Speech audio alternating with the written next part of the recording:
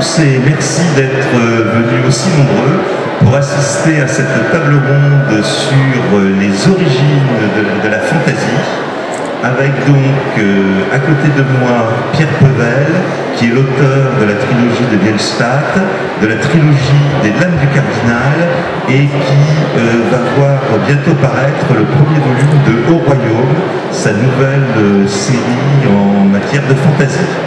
À côté de lui, Olivier Perru, qui avait coécrit la série de fantaisie des Hauts Conteurs avec Patrick Maxter, qui est l'auteur de Druide, qui a été primé l'année dernière, et qui vient de sortir le premier volume de Martyr aux éditions Gélu. À côté de lui, Thibaut Eliroff, qui est directeur de collection pour Pygmalion et de la collection Nouveau Millénaire, c'est ça, chez Gélu, et donc qui se spécialise entre autres en fantasy, en urban fantasy. On en reparlera tout à l'heure. Et enfin, tout au bout, André-François Ruot, qui est le directeur et fondateur de la maison d'édition des Moutons électriques, qui d'une part publie un certain nombre d'essais toujours passionnants, et d'autre part publie et découvreur de talent, dirais-je, en matière de romans et en particulier de fantasy. Donc avec ces quatre interlocuteurs qui sont particulièrement pointus dans le domaine de la fantaisie, je vous propose de rentrer tout de suite dans le vif du sujet, en commençant peut-être directement par ce que sont les origines de la fantaisie et aussi la définition du terme. Alors là, peut-être André-François pour commencer. Alors, est-ce que ça marche? Oui. Alors la définition du terme, figurez-vous que c'est un terme vachement récent, puisque le mot fantaisie, dans le sens auquel on l'entend maintenant, date de 1966. Pourquoi 1966? Moi j'en suis sûr. C'est parce que Le Seigneur des Anneaux, qui n'avait eu aucun succès, la trilogie de J.R.R. Tolkien n'avait eu aucun succès en Angleterre, qu'elle était parue autrefois. Mais il y a eu un petit éditeur américain malin qui s'est dit « Oh, mais c'est vachement bien comme texte », et qui l'a piraté, car à l'époque, les lois américaines ne protégeaient pas le droit d'auteur européen. Donc un éditeur a piraté cette trilogie, a fait un énorme succès. On était donc en 1966. Et puis un autre éditeur américain s'est dit « Ouh là là là, mais c'est quoi ça, c'est vachement bien », a acheté les droits officiellement, donc le pirate ne pouvait plus publier le livre. Et le pirate s'est dit, bon, qu'est-ce que je peux publier d'autre pendant que Le Seigneur des Anneaux commençait à avoir un succès phénoménal? Qu'est-ce que je peux publier d'autre? Et il a commencé à rééditer des vieux textes anglais d'avant Le Seigneur des Anneaux. Et puis il lui fallait une étiquette éditoriale pour définir ça, parce qu'on connaissait déjà le western, le roman policier, la science-fiction, l'horreur.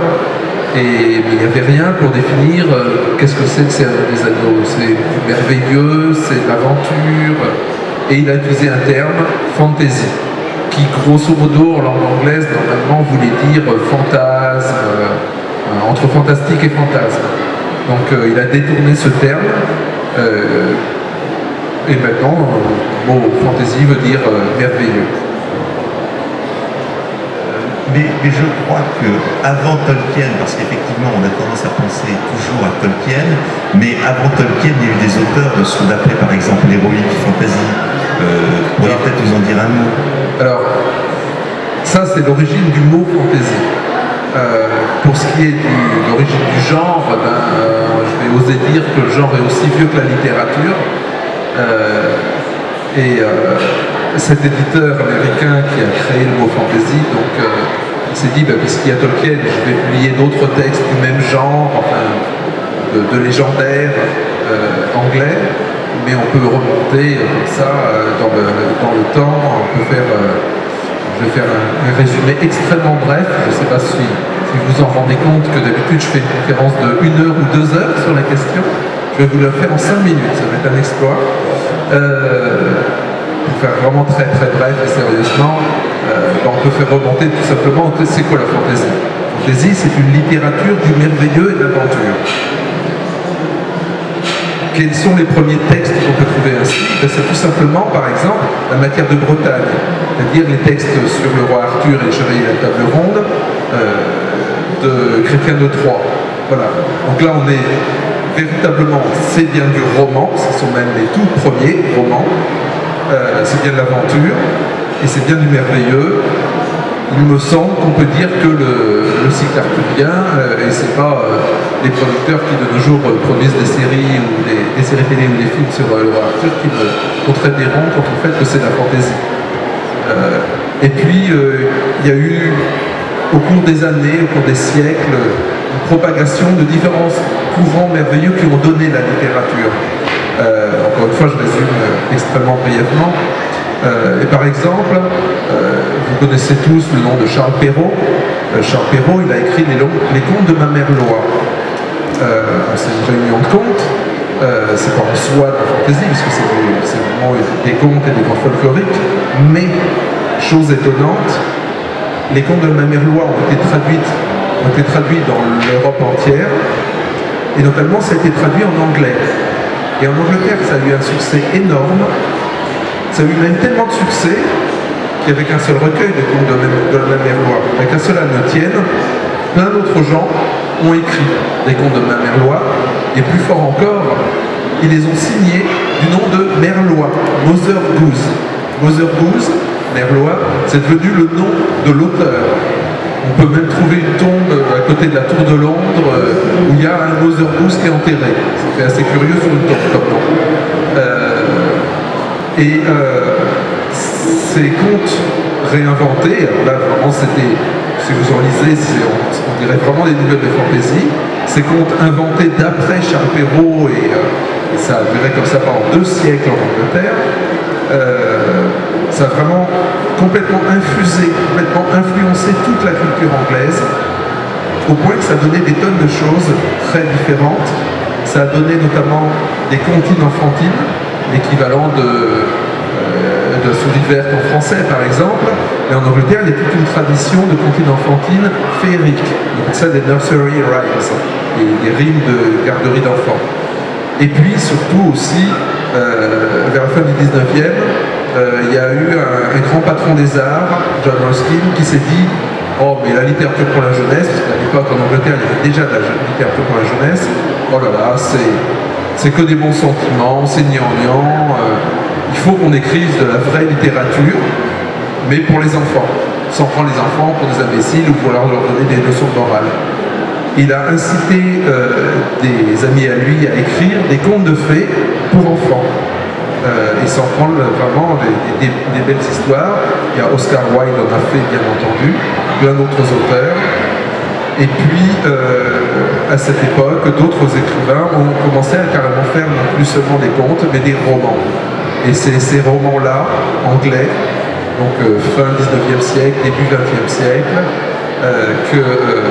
que cet éditeur américain s'est mis à rééditer à partir de 1966. Et c'est dans cette tradition-là que s'inscrit, bien entendu, Tolkien.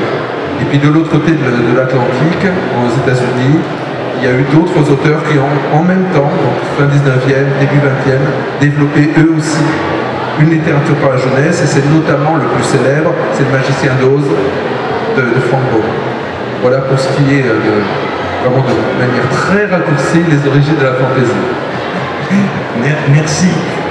Ce qu'on constate souvent, c'est que l'univers de la fantaisie classique est un univers qui est plutôt inspiré du Moyen-Âge, mais un Moyen-Âge plutôt un peu fantasmé. Vous avez cité tout à l'heure la légende arthurienne. Thibaut Eliroff, vous qui avez publié par exemple, même Jacques Vance, un des grands auteurs de science-fiction, mais qui a écrit des romans qu'on peut qualifier de fantasy comme La Terre mourante, etc. Vous pourriez peut-être nous en dire un peu plus sur ces influences pseudo-moyenâgeuses? Oui, tout à fait. C'est vrai qu'on a tendance aujourd'hui en France à confondre fantaisie, enfin, du moins à croire que la fantaisie se limite au médiéval fantastique. C'est pas le cas. Je vais rappeler juste en quelques mots comment est-ce qu'on définit les différents genres de l'imaginaire en France, comment vous pouvez les retrouver après en librairie, ça peut avoir une utilité pratique. Là où la science-fiction, on est plus sur un monde rêvé certes, mais expliqué scientifiquement. là où dans le fantastique on est davantage dans un monde réel, dans lequel il y a une irruption d'un événement surnaturel, la fantasy se définit, entre autres choses, par le fait que les différents intervenants du récit, à savoir le narrateur et les personnages, considèrent comme normale la chose surnaturelle. C'est-à-dire qu'il y a de la magie, c'est normal. Il y a telle ou telle créature fantastique, c'est normal, ça fait partie du monde. Ça, c'est la fantasy. Donc, effectivement, c'est un champ qui peut s'étendre à différentes périodes, et notamment, bien sûr, le Moyen-Âge, qui est une source d'inspiration, comme on l'a dit, pour pas mal d'auteurs, comme c'est le cas, par exemple, du livre de Olivier Perru, dont on parlera tout à l'heure. D'autres auteurs ont choisi d'autres périodes historiques pour s'en inspirer. Le livre de Claire Pével remonte un peu plus tard que le Moyen-Âge. Et puis il y a aussi ce qu'on appelle aujourd'hui la fantaisie urbaine. La fantaisie urbaine qui, comme son nom l'indique, se passe plutôt de nos jours dans les villes avec des héros qui ont des problématiques d'aujourd'hui, mais où on retrouve ce point commun que pour eux, tout ce qui se passe de pas normal, ça fait partie du monde.